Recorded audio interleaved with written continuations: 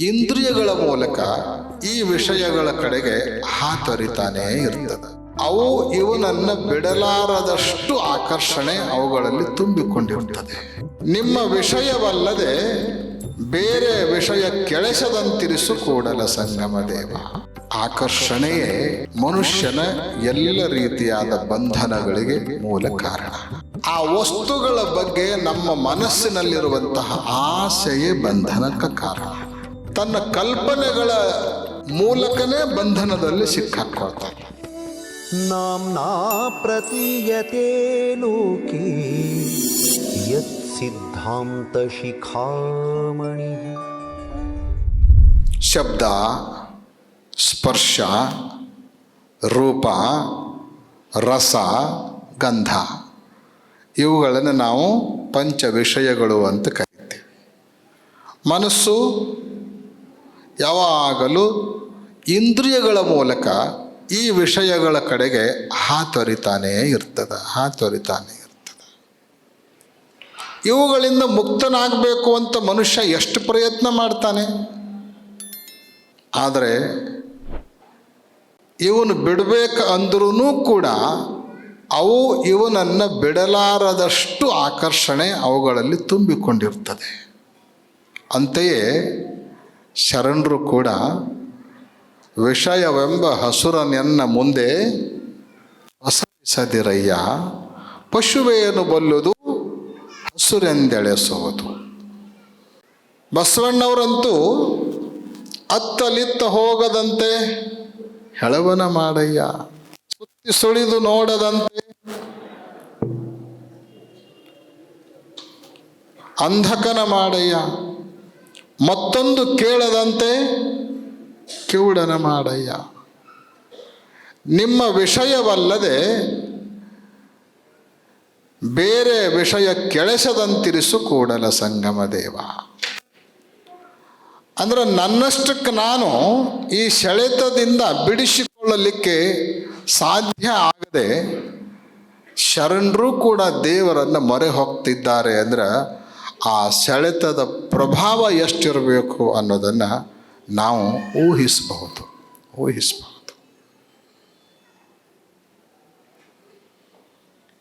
ಈ ಭೌತಿಕವಾದ ವಿಷಯ ವಸ್ತುಗಳ ಆಕರ್ಷಣೆಯೇ ಮನುಷ್ಯನ ಎಲ್ಲ ರೀತಿಯಾದ ಬಂಧನಗಳಿಗೆ ಮೂಲ ಕಾರಣ.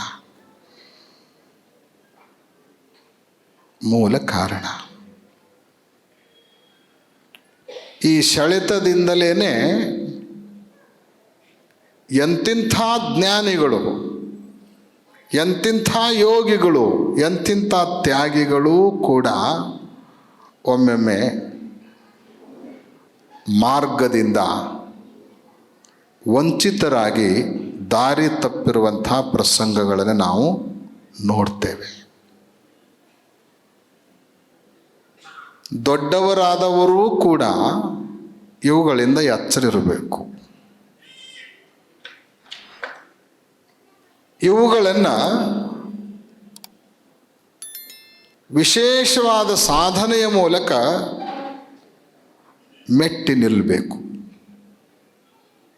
ಅನ್ನೋ ಕಾರಣಕ್ಕಾಗೇ ಜಗದ್ಗುರು ರೇಣುಕ ಭಗವತ್ಪಾದರು ಗುರುಗಳ ಲಕ್ಷಣವನ್ನು ಹೇಳೋ ಕಾಲಕ್ಕೆ ಉಪೈತಿ ಲೋಕವಿಖ್ಯಾತಂ ಅಂತ ಹೇಳಿ ಮೊದಲನೆಯ ಲಕ್ಷಣವನ್ನು ಹೇಳಿ ಲೋಭ ಮೋಹ ವಿವರ್ಜಿತಂ, ಎರಡನೇ ಲಕ್ಷಣ ಹೇಳ್ತಾರೆ.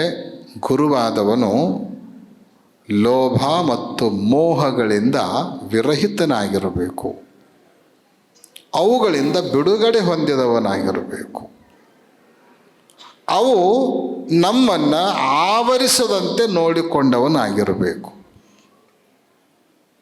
ಲೋಭ ಅಂದ್ರೆ ಏನು? ಲೋಭ ಅಂದ್ರೆ ಏನು? ಆಸೆ. ಮೋಹ ಅಂದ್ರೆ ಲೋಭ ಅಂದ್ರೆ ಆಸೆ, ಮೋಹ ಅಂದ್ರೆ ನಿಮಗೆ ತಿಳಿಯುವ ಭಾಷೆಯಲ್ಲಿ ಹೇಳೋದಾದರೆ